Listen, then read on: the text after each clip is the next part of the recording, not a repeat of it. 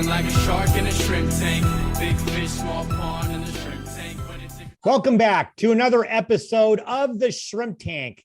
We come to you virtually from Seattle, the Pacific Northwest, and we're heading down I-90 and hitting Portland and the Bay Area. Listen, if you want to learn how to start, grow, or run a successful business, this is the podcast for you. It's where street smarts and book smarts collide. Hello again, I'm Dan Whedon, and my co-host today is Linda Popke. We have another Linda today as our guest, Linda Binns of Linda Binns Consulting out of Portland. Linda is an accomplished energy coach, speaker, and author. This is her words, as an introverted, highly sensitive, and empathetic person, she understands how difficult it can be to thrive in a world that sees you as being very different. Professionals and entrepreneurs hire Linda to break through what's been holding them back and ignite clarity with purpose when they are feeling unfulfilled, stretched too far, and that doesn't happen to anybody, does it? Or scattered with no real results. Welcome, Linda B. We're going to be talking with you in just a second. Everybody, you can find us wherever you get your podcasts. We're on iHeartRadio, Apple Podcasts, Google Podcasts, Spotify, SoundCloud, Stitcher, YouTube. Linda Popke, what are we? We're ubiquitous. We are ubiquitous. We come to you from about a dozen other cities, and more are coming, I hear. Atlanta, Boston, Boca Raton, bunch of places. Now, before we bring on Linda Binns, hello there, Linda Popke. How are you, Dan Whedon? Do you know today's Groundhog Day? I do know it's Groundhog Day, and I understand that we have six more weeks of winter coming, according to Puxatawny Phil. But I'm kind of struggling a little bit right now, Linda. I'm going to be open and vulnerable to the world. I'm struggling. I have new glasses, and I'm wearing them now. And I got my prescription a little bit more powerful, not a lot. I had a minor change. I thought now is the time to get new glasses, because the ones I've been wearing, I don't wear them all the time, but I wear glasses, occasionally. I thought I'm gonna go up. I'm gonna get a nice fancy pair, and I'm going to get the screen things on here. Well, I'm struggling because with these progressives, I feel like I got to move my eyes all around to find the right spot. And I'm struggling with them. I think they look good, but I can't see quite as well. And so my vision is just kind of cattywampus right now. Do you ever have a cattywampus vision? Cattywampus. I haven't heard that word, but I've had kind of, where you think things should be in focus, but they're not. And then you get closer and backwards and whatever. And yeah, I mean, it's hard when you can't see what's going on around you. Right. Well, with and the funny thing is that when I'm use them for what I normally do, it's clear. I got clear. But here on my screen, I got to find my nose. I've been told with progressives, you got to point your nose wherever it is you're going to see. So we got to point our collective noses on Linda Binns. Linda Binns, here I am talking about vision. And I know you're an energy coach, and I'm guessing you're not here to help us with our electric bills. You probably mean energy in a different way. I've got to believe that vision and clarity and energy all are interrelated. First of all, welcome. And second of all, am I right? Absolutely, Dan, you are right. It all starts with clarity, because you really can't change anything unless you know what's really going on. And typically what people think is the problem when they feel stuck is never the problem. So that's where it starts. It all starts with clarity and knowing exactly what you're dealing with. So Linda, and you and I have worked together, but you work a lot with highly sensitive people. And can you explain, because sometimes when you say you're sensitive, people think, oh, you're going to cry, or, you watch sad movies or whatever. But tell us what it means to be highly sensitive and why these people are all around us, right? Right. It's estimated that there's about 20% of the population has the trait of high sensitivity. And, when people hear that, first of all, the word sensitive tends to have really negative connotations. They think you're fragile, you're going to fall apart at any minute, you have to be careful what they say to you or something like that. When in reality, highly sensitive people tend to be the strongest people I know. We're not fragile. We're not broken. It's a trait. It's like the difference between an introvert and an extrovert, for example. So what high sensitivity means is that our nervous systems and our brains are essentially wired a little bit differently.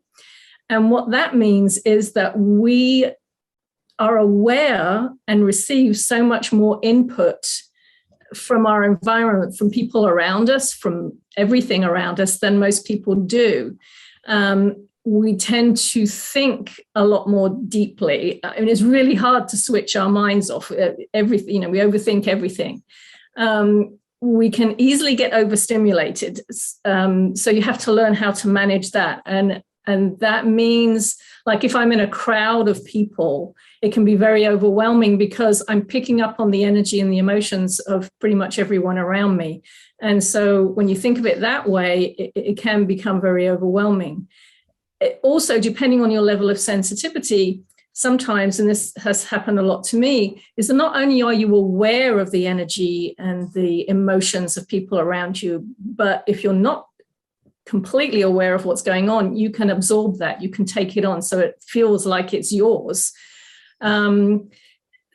Things like perfumes or smoke or smells or sounds that might bother somebody, you might be aware of it, but for me, it would affect me physically. A while ago, I was away for a tennis tournament with a group of friends. We were staying in a house, and quite a way away, there was a construction site. They were building houses, and I was aware constantly of this backup beeping noise that goes on, and I could hear it, and it was giving me a headache, and although it was in the distance, I was very, very aware of it, and nobody else seemed bothered by it. So I asked people, can you hear that noise? And they're really listening.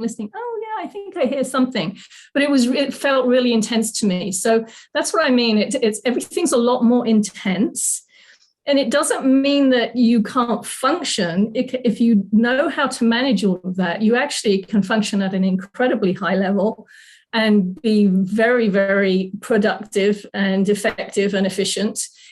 But it's really important to understand that you are highly sensitive, what that means for you, and then help other people to understand that, because you feel things so differently and you experience things so differently, other people who are not highly sensitive really have no frame of reference for that, so they can't understand it. So that's sort of in a nutshell what it is. So Linda, two things out of your answer come to mind, and I'd like you to comment on them. The first thing you mentioned is that the word sensitive just has an improper connotation. It's a perception, as you mentioned, that somebody is either fragile or not mentally tough or things like that they're sensitive. That number one, that caught my mind, and my question on that is that's probably not something easy to overcome from a perception basis. How do you do that? And then the second question, kind of part of that is that in listening to the definition, somebody listening to this or watching this might say, I wonder if that's me. I got to believe that there's a lot of people wandering around the earth that fit into this category and they don't know it themselves. So I guess, first of all, how do we deal with the perception? Second of all, how do people who may not know, other than listening to this podcast, how do they find that out? Well, first of all, to find out whether you are highly sensitive, on my website, you can go and find a questionnaire, a little survey you can take, which will ask you, you'll find out sort of the level of sensitivity that you have in different areas and different situations. But if you are aware that you're sensitive, you probably know because people have told you, oh, you're too sensitive, get over it, what's wrong with you? That's how really you would know. But I think, first of all, you have to understand yourself. What does that mean for you? So I know that I'm very sensitive to certain sounds or to certain smells, to crowds, I have to be careful of that. So I have to know what that means for me and then understand and learn how to manage my energy, because I don't want to avoid crowds all my life. It doesn't mean I can never go to a meeting or be around people, but I have to know that I need to take care of my energy before I go, while I'm there. And then afterwards, I'll need some downtime to kind of reset my energy again. And then once you understand it, then you can help other people to understand it. So you can start to tell people what you need. So if I'm at a conference with a lot of people and I start to feel overwhelmed, instead of just either staying there and being overwhelmed or walking off and people thinking, well, what's wrong with her? I can simply say, just feeling a little overwhelmed right now. I'm just going to take 5 minutes to go outside and, walk around, and I'll be right back. That's all you need to do. But you have to understand what it is that you need in order to balance your energy out and to function properly. So that's interesting. And you mentioned, helping other people. So our audience is a lot of entrepreneurs, small business people. How do you as a business person handle having highly sensitive people in your workforce? What is the right way to engage them? Because as you said, some of these folks are very productive. I'm highly sensitive as well. And yet there are things that don't quite work. So what advice would you give to business owners as to how to handle employees who might be highly sensitive?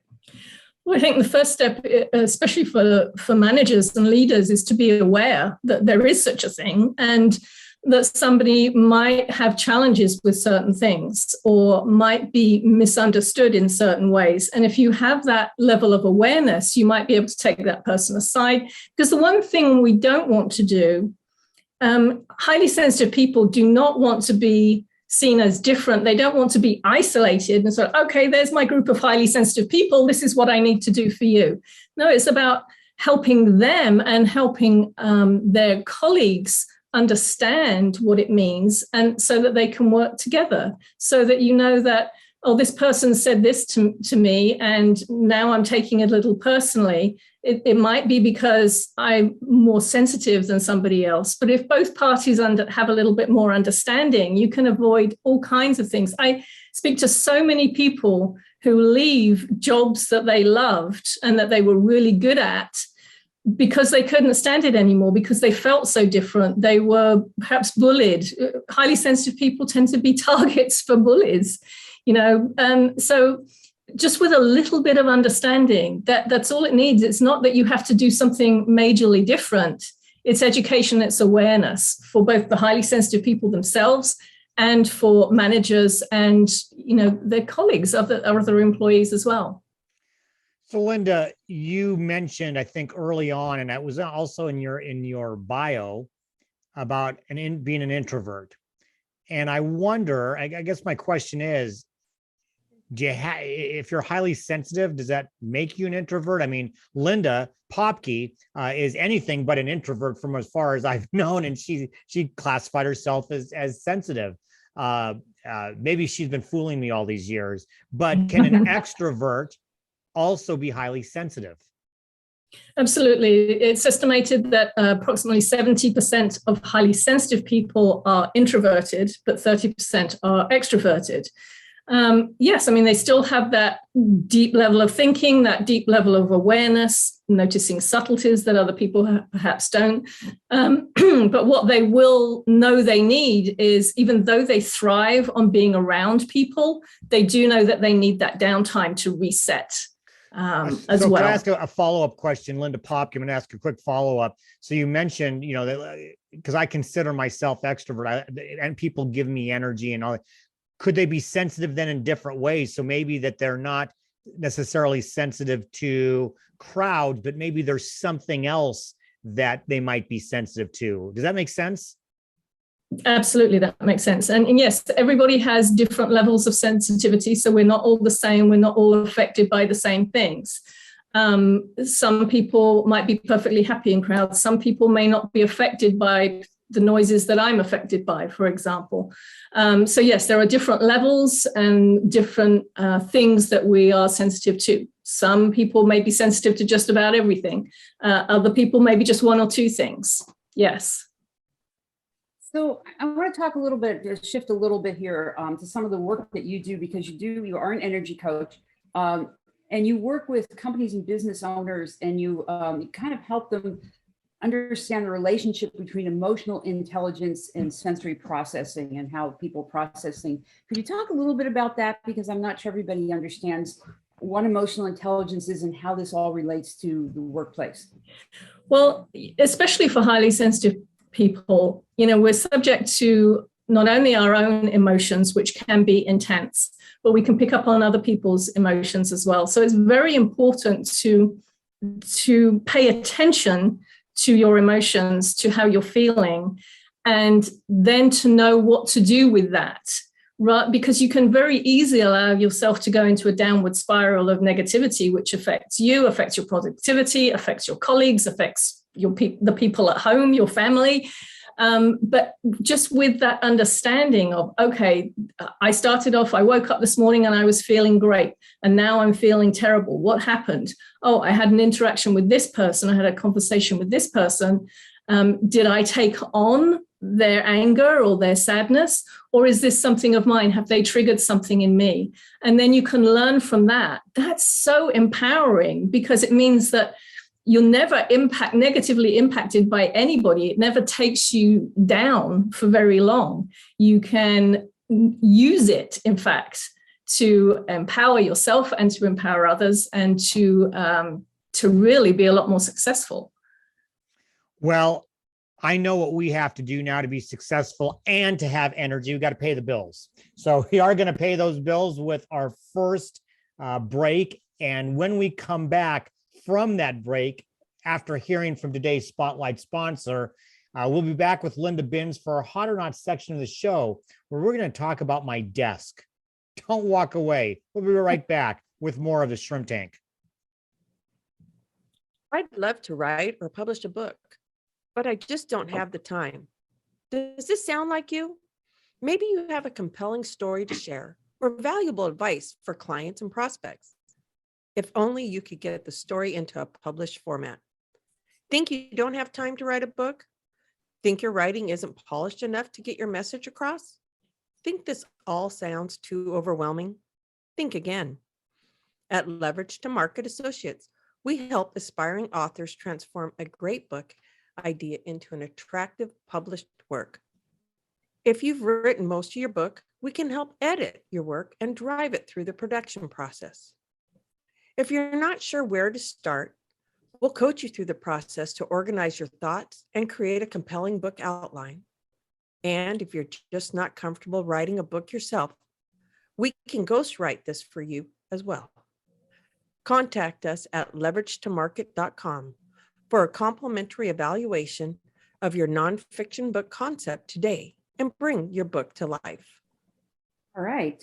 Welcome back to the Shrimp Tank, where we interview the best and brightest CEOs and business thought leaders in the greater Puget Sound area and beyond, including today, where we are in Portland.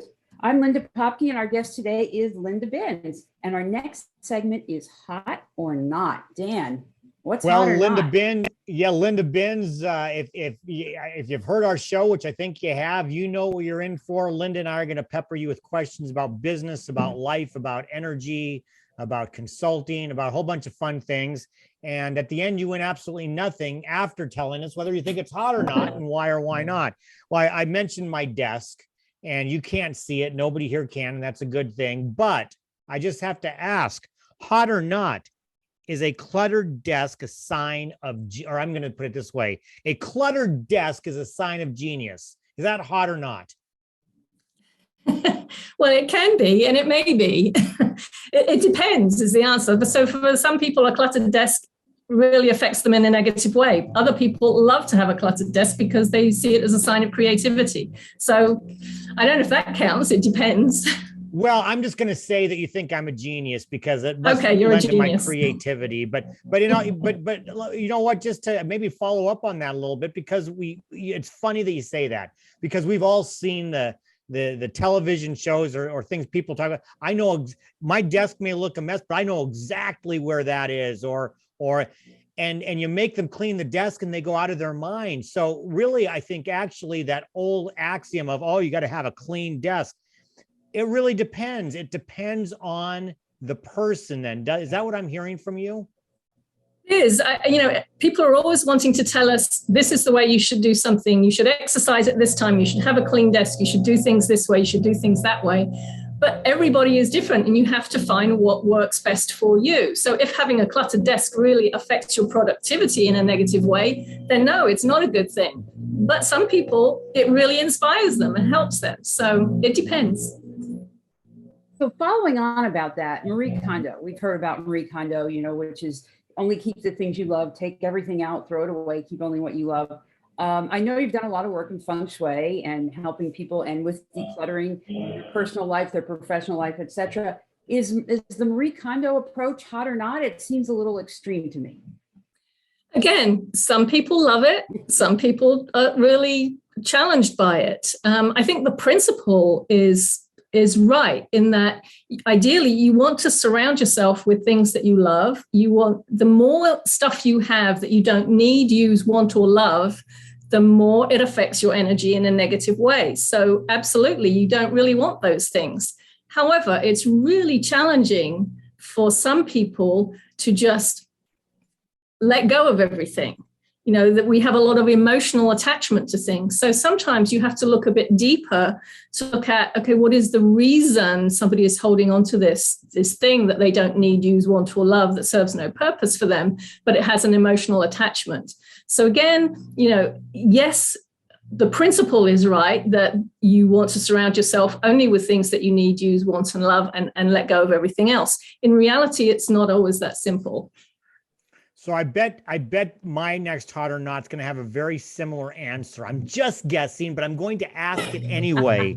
Hot or not, a minimalist lifestyle? If you like a minimalist lifestyle, there we go. See, it depends. Yes, it's absolutely for you. Going, Linda, I got two Lindas. So Linda Binns.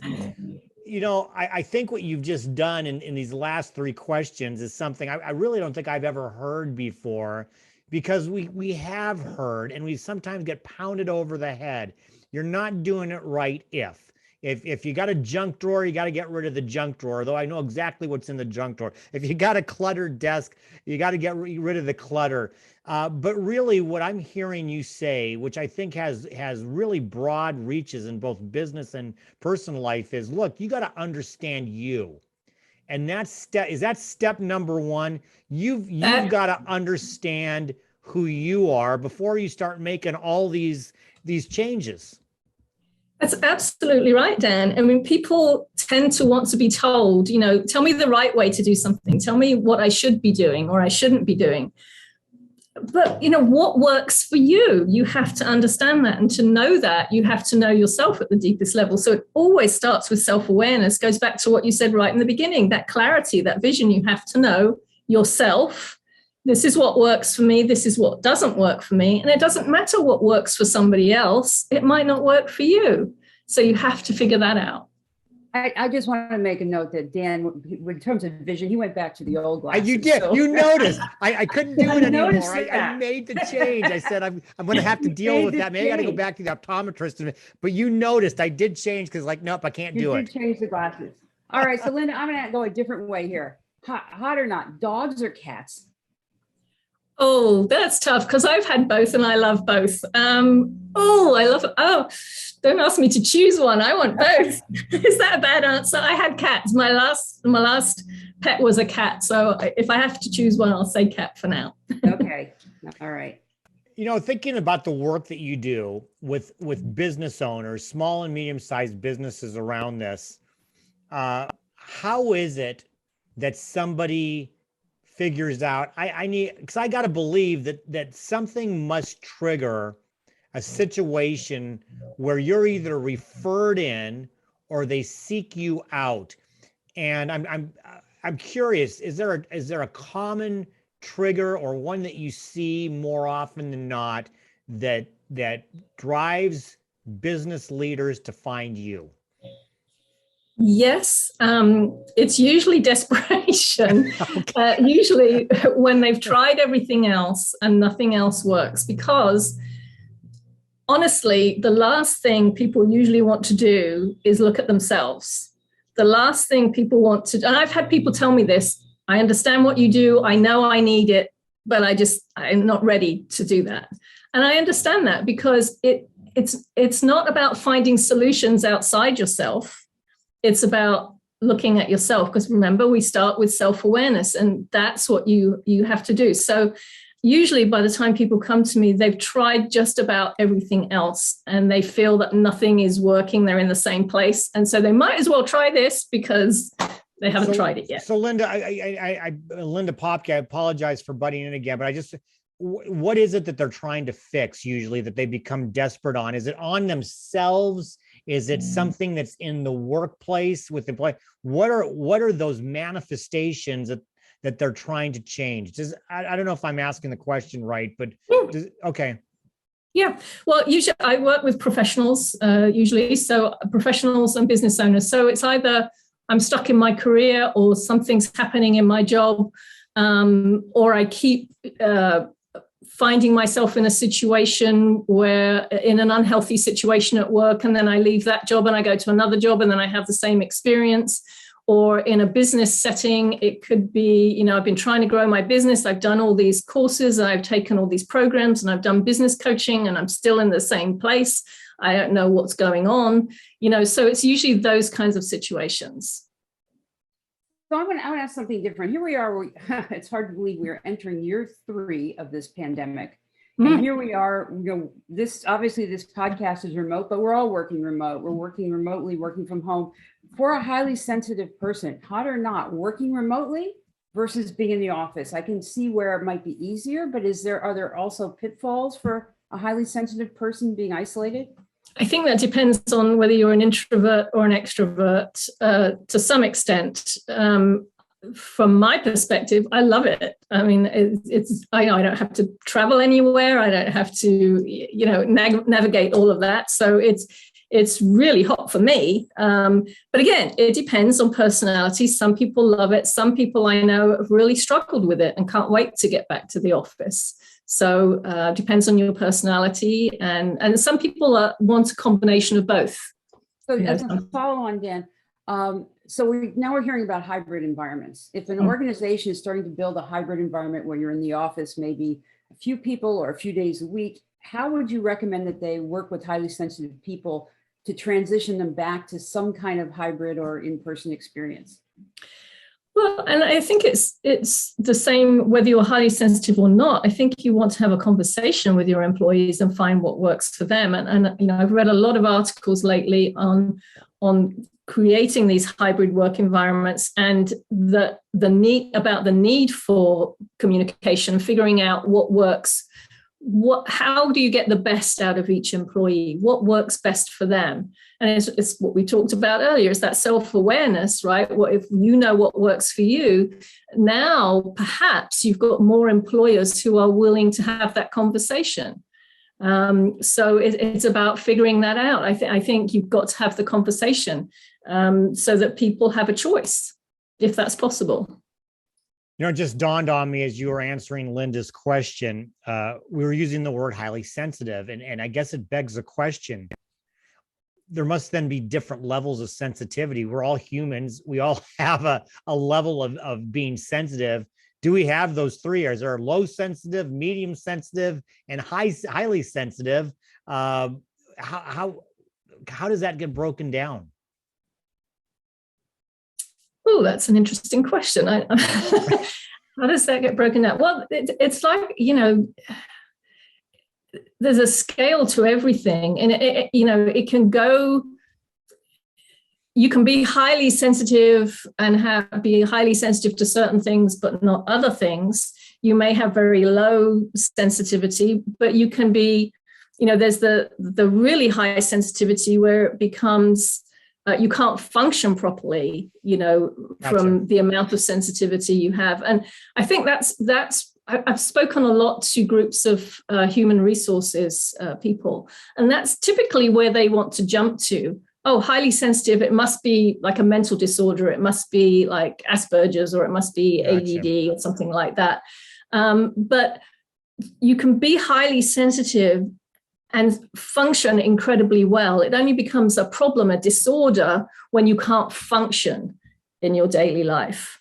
So yes, there are absolutely degrees of it, and it all comes down to how it impacts you in your life. But the understanding of it and what it means for you and what you need to be able to function properly, it is the key to everything. That's a self-awareness. It always comes back to that.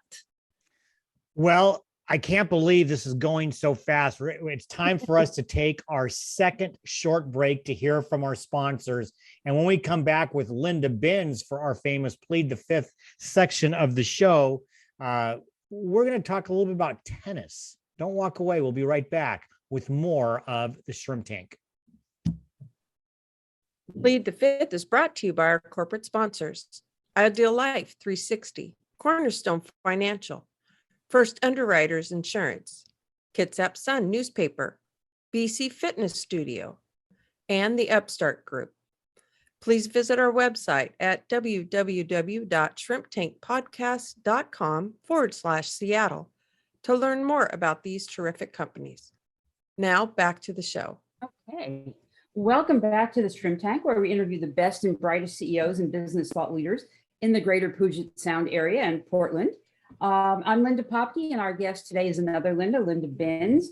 And here we're going to have our next segment, which is Plead the Fifth. So get ready for this, Linda. Yeah, so we're going to start throwing some Serena Williams like not lobs, but serves. Yeah, I couldn't get that. Couldn't spit that out. Serves coming up.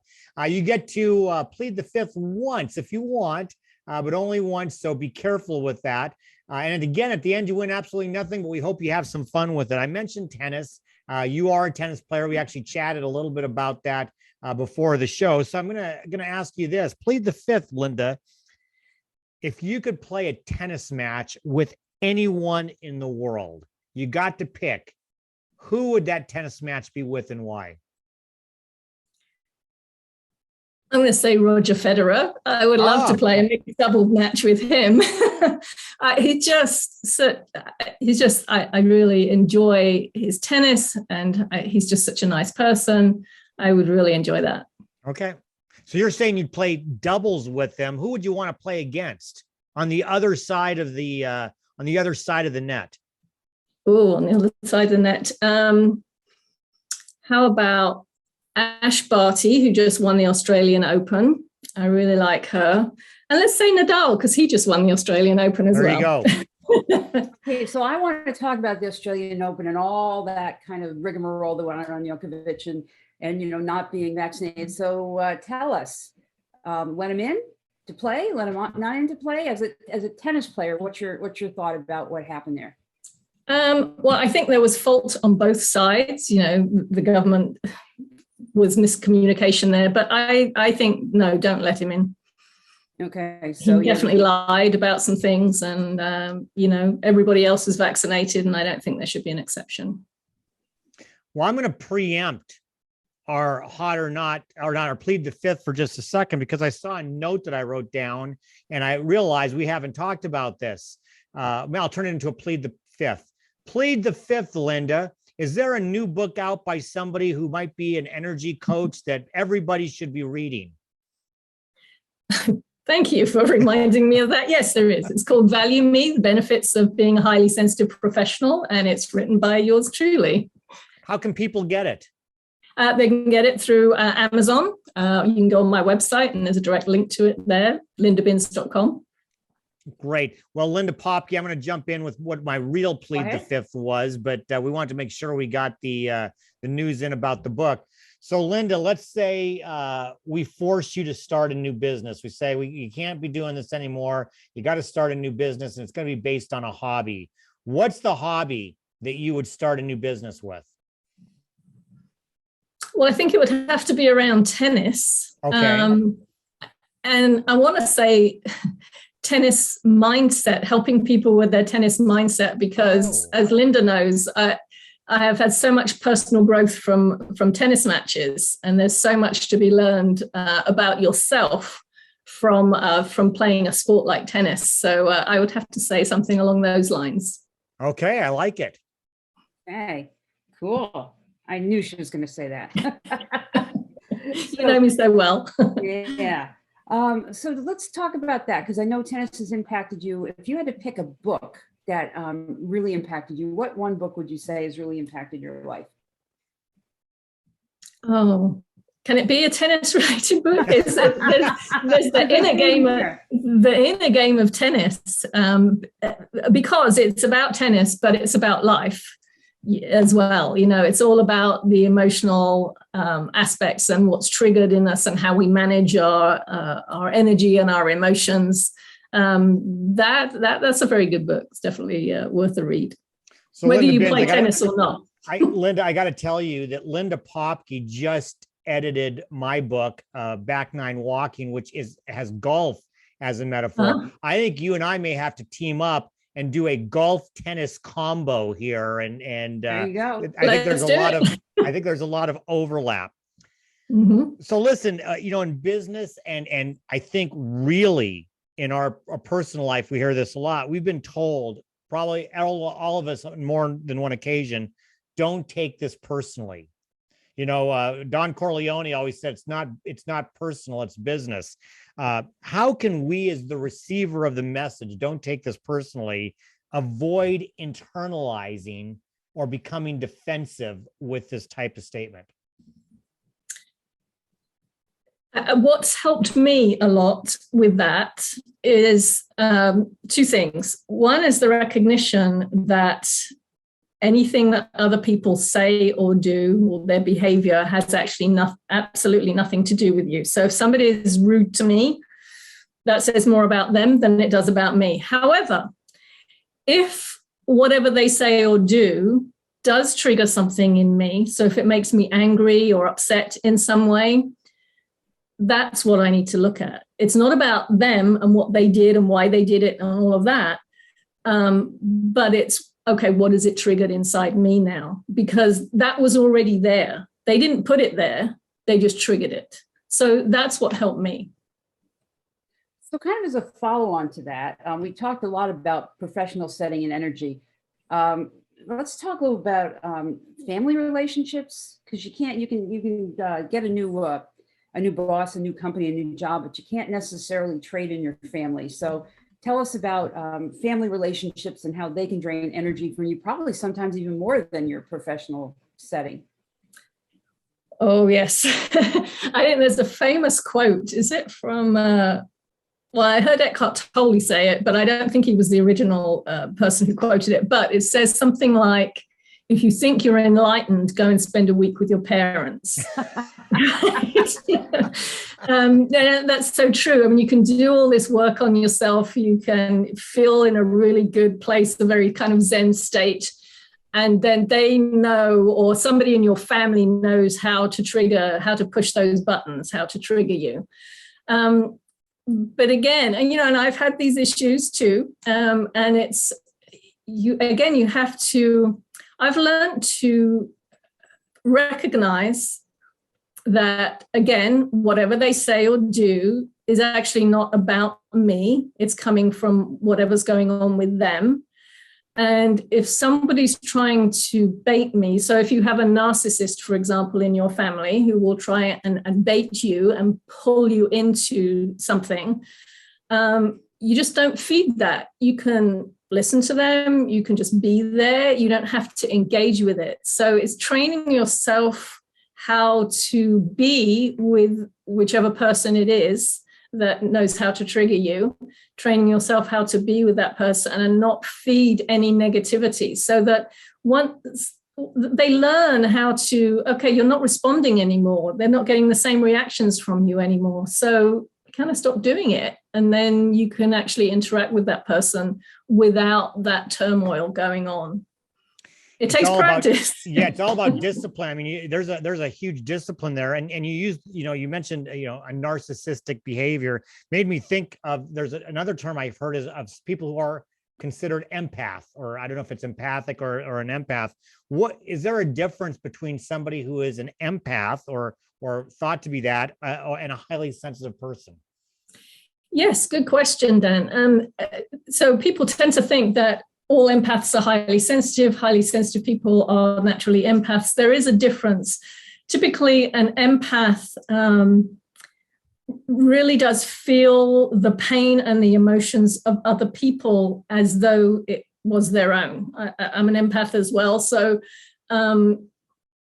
what that means is sometimes, especially with family members, you can take on their emotions, their pain, and it feels like it's yours. And if you don't know what to do with that, then it can really send you into a downward spiral. So as an empath, you have to learn how to not let that happen.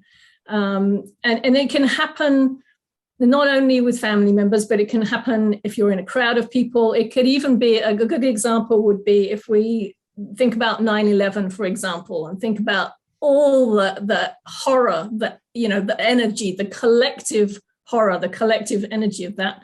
Empaths had a much, much harder time with that because they kind of absorb it, take it on. So that's the difference. An empath really absorbs other people's pain and emotions, whereas highly sensitive people don't necessarily do that. So that makes sense. And it kind of brings me back to something going on again with the pandemic and in the last few years, because I know you've talked about everything is energy and we absorb energy around us and we can absorb negative energy. How do you get around all the negative energy in the world there are people who love Trump, people who hate Trump, even after the election. There are people who think that we should be vaccinated. People say vaccination is just crazy. And all this energy is coming at you from both sides, no matter what you believe. So how do you kind of deal with that without whether you're an empath or not, it's hitting us. So how do we get above and beyond that? Yeah, this is where self-awareness really comes in. You have to learn how to take care of your energy, and you have to focus on that, doing whatever you need to do to take care of yourself. Now, maybe that means not listening to the news every single day. But an example is if you're on social media and there's something negative, somebody's saying something negative. If you make a comment on that, or if you spend time with that, you'll actually get more of that, right? They will show you more of those kinds of things. And then the more of those things you see, the more it upsets you and the more you have to respond. So you have to realize that you can't control what other people think, say, or do. You have no control over that. So the only thing you have control over is yourself. So you strive to have as much positivity in your life as possible. That's why if you look at my Facebook feed, it's mostly dog rescue videos and cat videos. It's positive things, people talk about there's a lot of hate and that on Facebook. I don't see it because they give me more of what I respond to. And it's the same in life. You get more of what you're responding to. So if you're responding to, oh my gosh, this is happening and it's terrible and what am I going to do? The more you feel that way, the more of that you'll kind of receive in your life. And it can drive you crazy. It can absolutely drive you crazy. So you have to learn how to take care of yourself and look for what is good, what feels good, what is positive as much as you can. Okay, well, we've certainly got a lot of feel-good, positive information and energy today. So Linda, I want to thank you so much for being a guest here with us on the Shrimp Tank. And for listeners who want to get in touch with you and find out more about you and your company and your book, where would they go? Best places, my website, it's very easy, lindabins.com. Everything is there. Okay, that's fantastic. And for everyone else, make sure you check out all our replays on shrimptankpodcast.com/Seattle. Wherever you get your podcast, iHeart, Apple, Google, Spotify, SoundCloud, because damn, we are ubiquitous. And follow us on our show's social media pages where we only put positive things. So it'll be positive energy, YouTube, Facebook, and Instagram. There you go. Hey, well, Linda, thank you very much. I kind of felt like the odd person out without the name Linda, but that's okay.